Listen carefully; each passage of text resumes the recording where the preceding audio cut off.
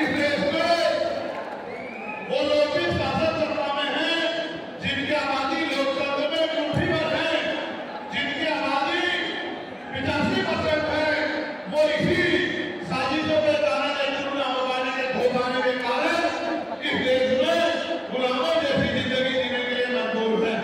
मैं बात कर रहा हूँ शेड्यूल कास्ट के लोगों की, मैं बात कर रहा हूँ शेड्यूल ट्राइब के लोगों की, मैं बात कर रहा हूँ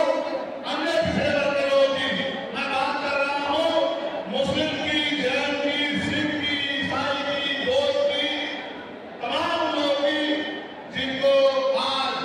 भारत के सम्मान की जिंदगी नहीं मिल पा रही। मैं बात कर रहा हूँ महिलाओं की,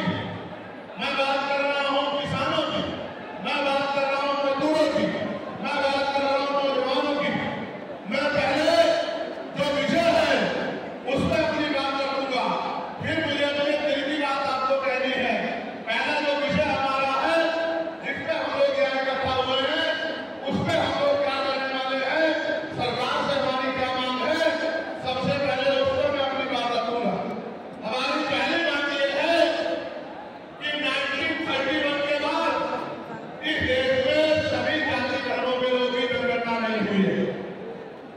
जब तक जनगणना नहीं होगी तो ये नहीं पता लगेगा कि schedule caste, schedule tribe, backward के लोगों को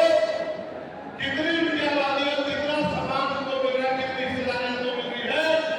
तो केंद्र सरकार जल्द से जल्द जातिगत जनगणना